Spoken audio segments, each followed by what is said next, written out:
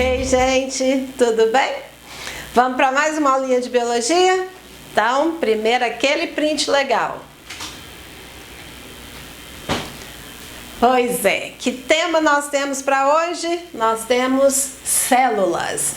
Só uma lembrança, lá na sala de aula eu falo com vocês que o Mendel, ele falou de cromossomo antes de saber a existência das células. Isso é muito legal, né? Porque célula é a menor unidade morfofisiológica de um organismo vivo. Por que ela é a menor unidade morfofisiológica? Porque ela é capaz de se alimentar, reproduzir, fazer digestão, respirar. Então ela é capaz de fazer as reações químicas que um ser vivo faz a nível celular. E quem que dá a ela essa possibilidade? As organelas existentes nas células que nós vamos falar agora, tá? E quais são os tipos de células? Nós temos dois tipos de célula em termos de organização dessas células. Quais são?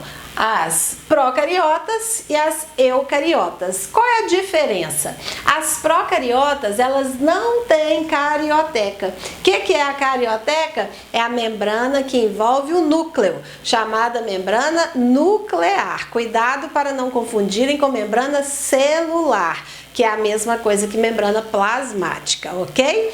E as eucariotas, elas têm carioteca. Então, o material genético dessas células fica delimitado pela carioteca e isso define o núcleo. Ele não fica espalhado no citoplasma, como é o caso das células procariotas.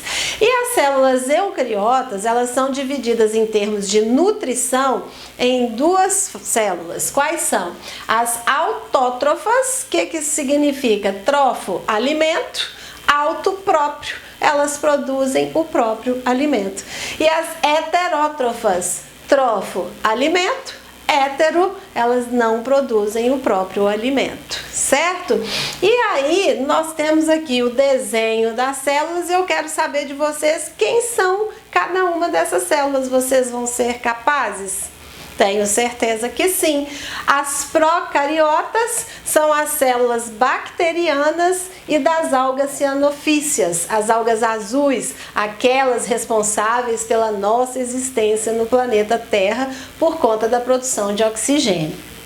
Aqui, nas eucariotas autótrofas, nós temos as algas e os vegetais. E nas células eucariotas heterótrofas, nós temos os fungos, os protozoários e nós, os animais, ok?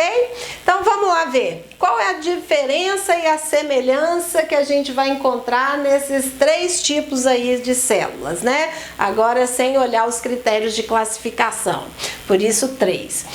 Gente, vamos começar por esse aqui, ó, é o envoltório roxo. Se vocês olharem, aqui tem envoltório roxo, aqui também e aqui também.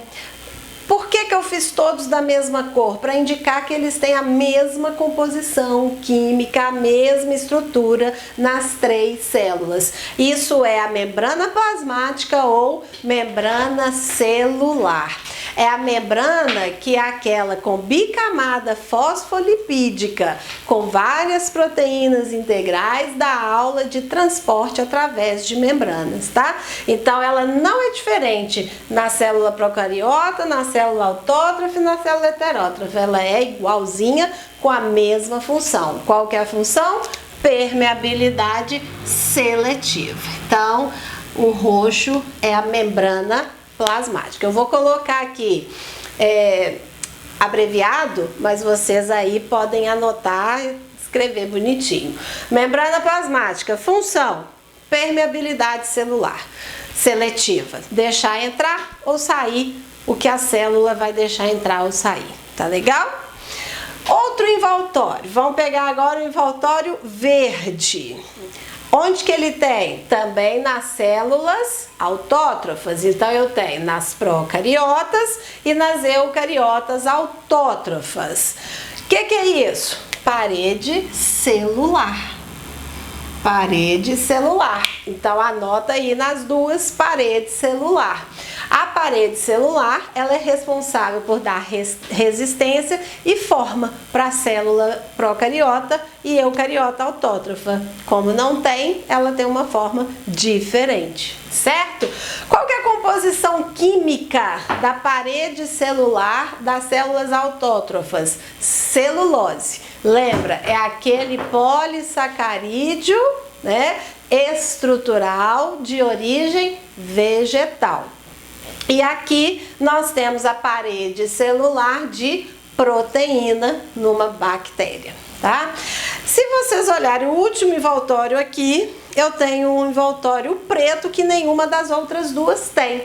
Quem que é esse envoltório? É a cápsula proteica. Então a composição química já fala cápsula proteica. Essa cápsula, para que ela serve? Ela serve para dar toxicidade a essa bactéria. Então, quando a bactéria tem a cápsula de proteína, ela é mais tóxica do que aquela que não tem essa capa de proteína, essa cápsula de proteína. Ou seja, todas as procariotas apresentam cápsula? Não, nem todas apresentam cápsula, tá?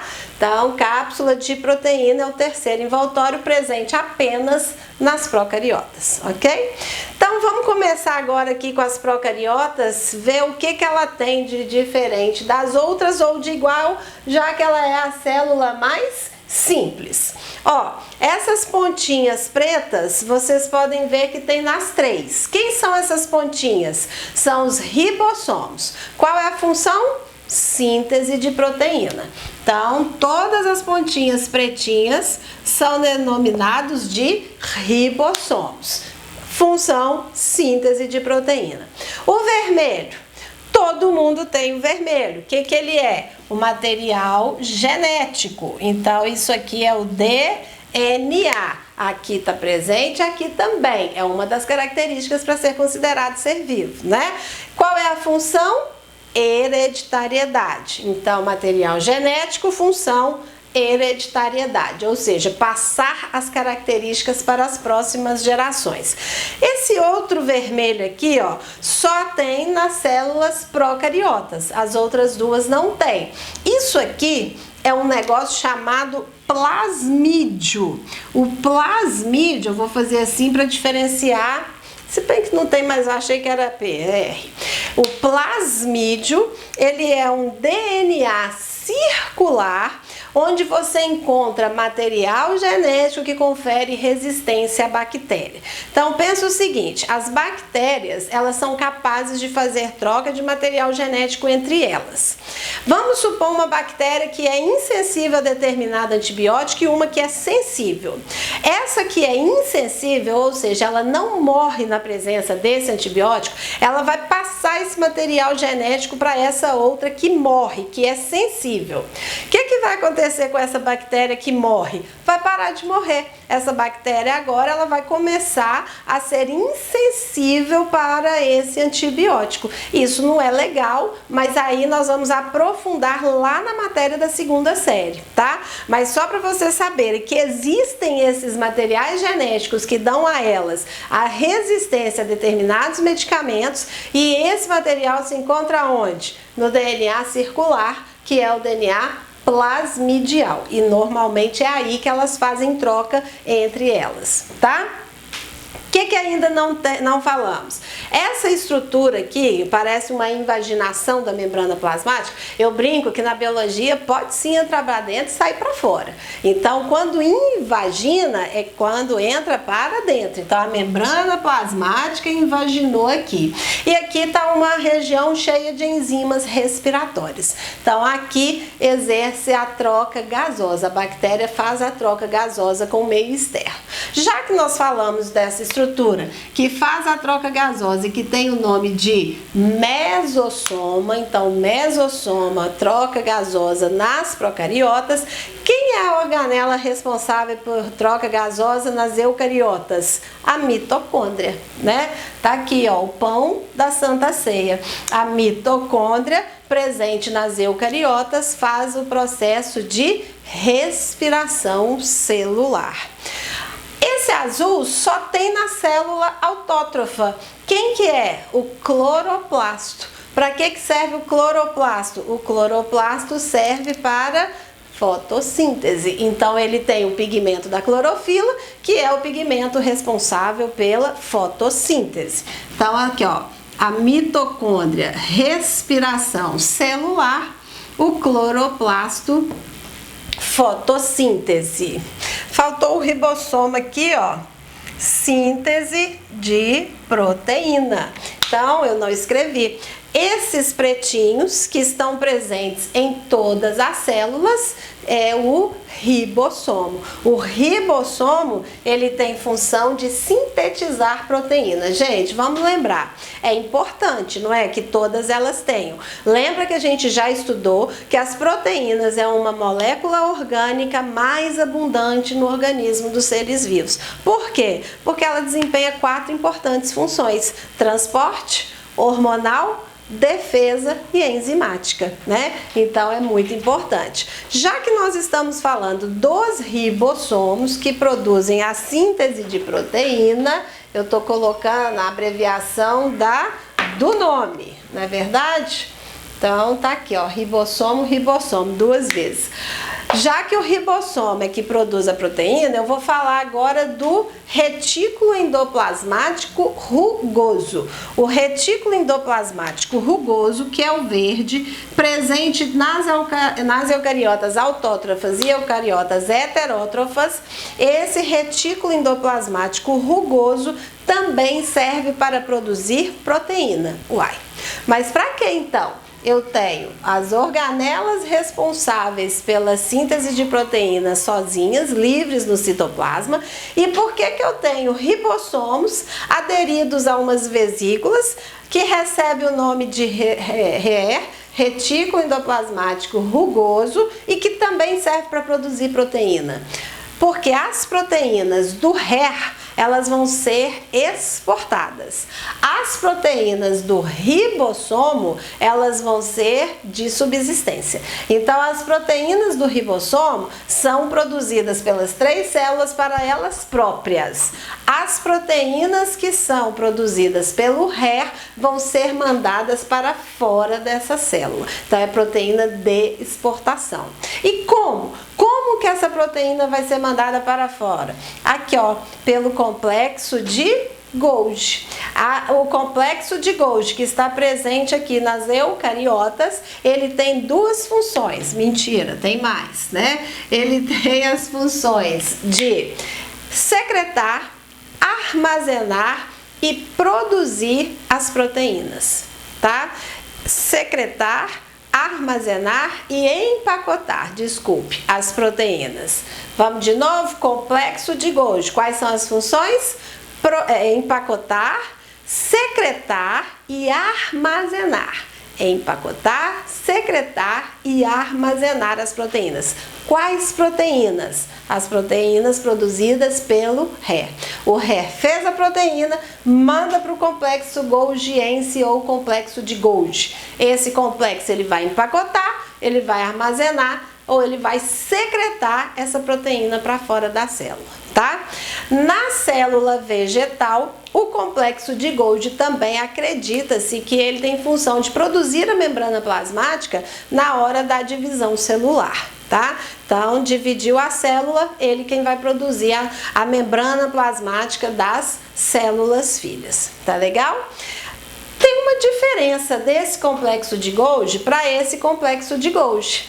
Esse aqui tem umas orelhinhas de Mickey, que esse aqui não tem. Por quê? Esse daqui você tem o lisossomo. O lisossomo é uma estrutura produzida pelo complexo de Golgi das células heterótrofas. Mais uma função para ele. E qual que é a função dos lisossomos? Digestão celular e secreção de proteínas, tá? Então, o lisossomo, ele vai sair com a proteína que o complexo de Golgi vai secretar, ou ele vai digerir substâncias nas células. A digestão pode ser feita de 2 formas, autofagia e autólise. Qual é a diferença? Fagia, comer, é o próprio auto. Então, Autofagia é degradar, por exemplo, uma organela que já não serve mais, uma organela que já está ultrapassada em idade, uma mitocôndria, por exemplo, que já não consegue realizar o seu metabolismo. Então o lisossomo vai lá e digere essa mitocôndria.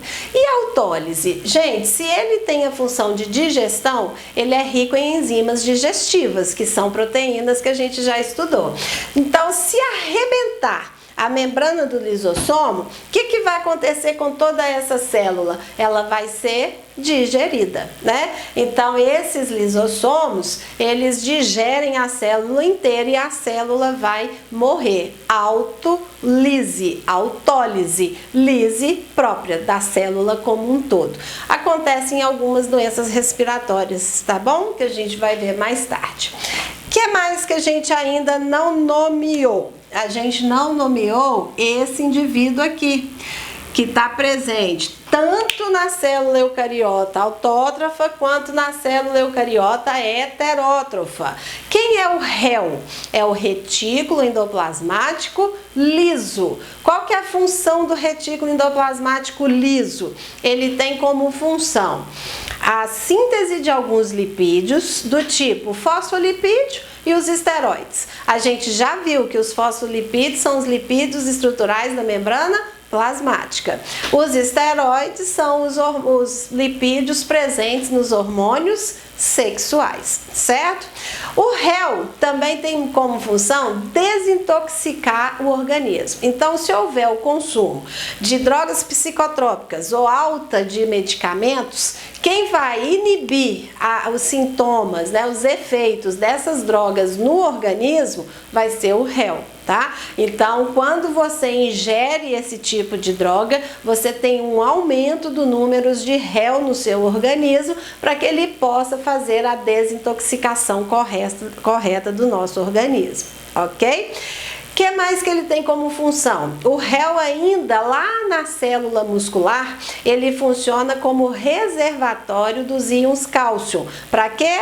Para contração muscular. E no nosso fígado, o REL funciona como quebrador do glicogênio. Então, ele vai pegar aquele glicogênio, que é um polissacarídeo de reserva energética animal, vai quebrar em diferentes glicoses, tá? Então, essas são as funções dadas ao retículo endoplasmático liso.